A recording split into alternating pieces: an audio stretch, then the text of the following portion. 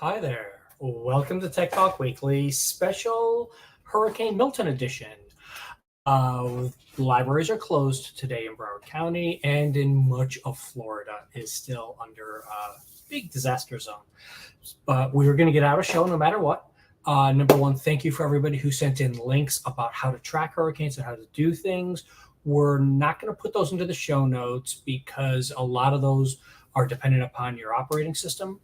But we will put together a list later on to show some people what else is going on. I also am not putting in any links to what is actually happening out there, mostly because I don't want to put out any false information. And I've already seen hundreds of thousands of views on fake videos of things out there. So I'm not even going to say what they are because I don't want anyone to go looking for them and give them more credit. So pay attention to who you're sharing your information with. Pay attention to where you're getting your resources from, and stay safe. And if you're here in Florida, I hope all of your family and friends are safe. All of mine made it clear and out. We evacuated some people down here from Tampa area. All of my family and friends scattered throughout the state seem to be all okay. So thank you very much for everyone asking and sharing that information. Let's get you the news, though, because stuff did happen this week besides a hurricane. And the number one thing that I wanted to talk about to lead off is because if you are in the southern United States, particularly Florida, or Southern California, Southern Texas, you have a chance to see a comet for the first time, along with some astronomers who have never had a chance to see this. And this is one of those things that people say, oh, this is a once-in-a-lifetime opportunity. This seriously is. It only comes by every 80,000 years. So obviously, we don't have a chance to see this ever before because we weren't around as a civilization the last time it came by. And as much as I'd like to think I'm doing pretty well, I'm not going to be living out for another 80,000 years to see it come back around the next time. So go out there and look. It's in the show notes is the exact link of exactly where to go look for it, to go see. It's going to be in the southeast United sky. You need full southwest, I apologize, 10 degrees above the horizon. So just a little bit less than your fist height from the horizon there. And it's going to be right in between Sagittarius and Scorpio. If you're looking at constellations, SkyMap is an app that I use on my phones to track and do all those sorts of things, and it works really well for me. It's possible if you go out just before dark in twilight, you'll still see it with the naked eye. Probably not, though. You probably need full darkness. So pay attention to that. Story number 2, that was a really nice thing to find out, is for people who are schizophrenic, quite often you see that they hear voices. And in this case, it's one of those, we know they're doing it, but we don't know why they're doing it or what's going on with them. And finally, now there's a study that kind of shows what the mechanism going on in the brain is for what's happening when someone is hearing voices. And it is definitely something in your ear and in the mechanism for your hearing of making sure that that happens for that to go. And it turns out when most people who are neurotypical are talking, it's in your brain, the part, I keep pointing to my ears, the part in your brain that converts sound into thought, into what you hear, temporarily shuts off what your inner monologue is of what you're thinking. So your thinking thoughts don't interfere with what's coming out of what you're listening to. However, for someone who's got schizophrenia, that wiring gets disrupted, and they are hearing their inner monologue at the same time they're hearing outside voice, which becomes overloaded on the brain, and it's really complicated. And it's interesting that they can now, because of modern technology and modern scans, be able to show this is what's happening inside of someone's brain. And if you read the article, you'll see at the end that there's a question. One of the key therapies for schizophrenia is medication and talk therapy, to talk through what's going on. If you're hearing voices, and now we know that the problem with hearing voices is that you're hearing sounds at the same time, and how is that going to evolve what therapy actually does?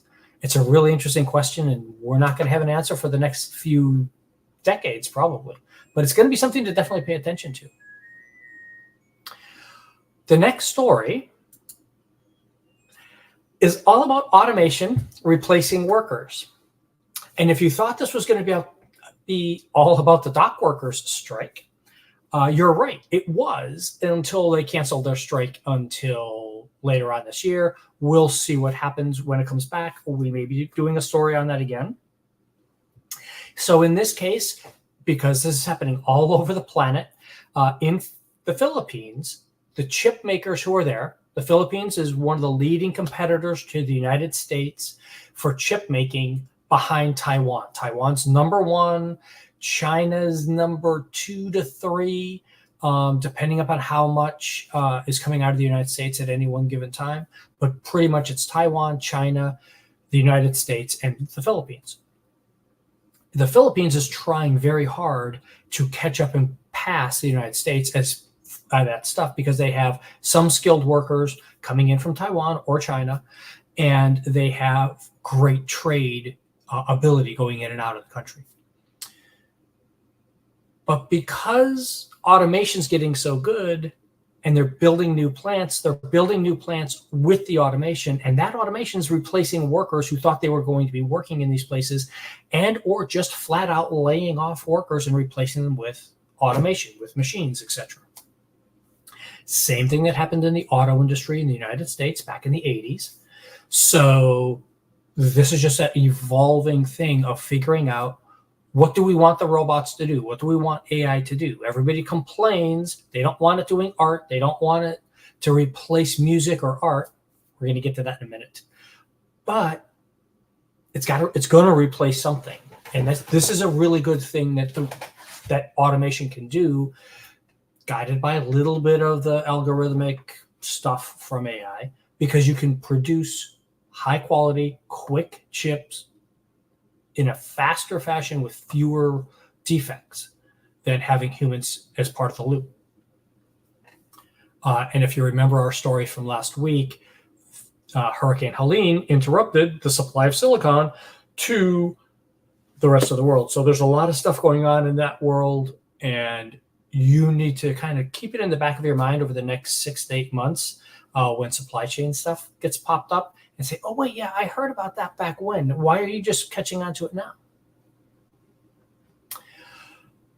2 more stories for you. I promise I'm going to be quick today because it's just a mess out there. 1, who determines how you feel about death?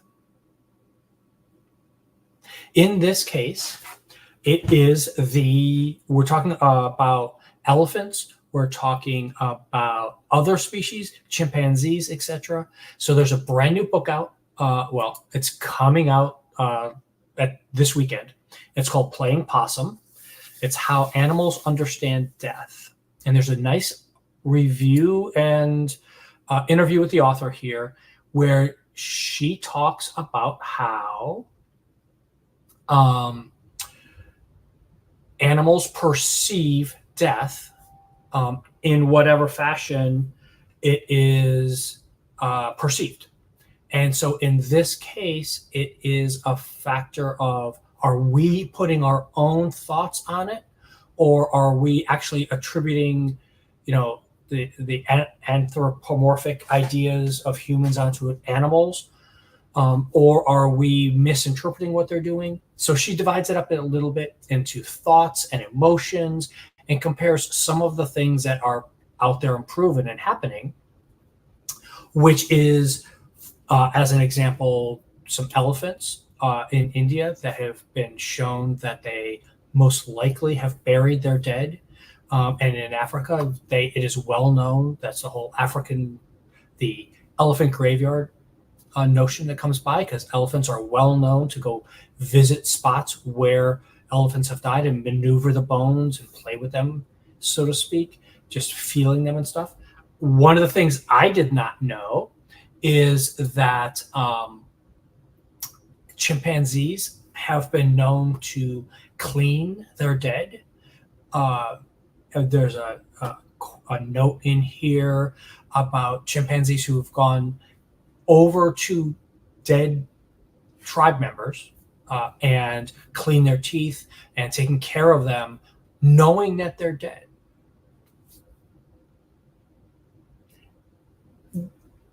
And you probably have had pets who have been emotional about losing another pet in the family or a person in the family. So part of this is speculation and thinking and talking about the idea of who would you believe? Is it a person? Is it a personality thing, I guess is a better way of saying it. That all creatures have some kind of empathy towards other creatures, and so they will do this. I mean, ants empty the dead out of there. When another ant dies inside of a burrow, the anthill, they will take the dead ants out of it. So that's an interesting little thing. Is that an instinct? Is that an emotion? What does that really mean? So think about that, of how you would classify those things. And I say this a lot in my trainings and everything. Be nice. Treat people the way you want to be treated, and maybe that's what the animals are doing. It's just an emotional response that they're doing, and we're trying to put too much on it, but it makes them feel better to treat someone else better, and that's it. Got one more story for you. We talked about this 6 months ago, 8 months ago, when the court case was settled. And we talked about it even before then, when they brought the court case about it. So in specifics, an artist put together this piece that you can see there in the picture if you're watching the video stream, entered it into a art contest, did not tell anybody that it was AI generated. He won the contest. When it was found out that he had won the contest, but it was AI generated, he had that prize stripped from him.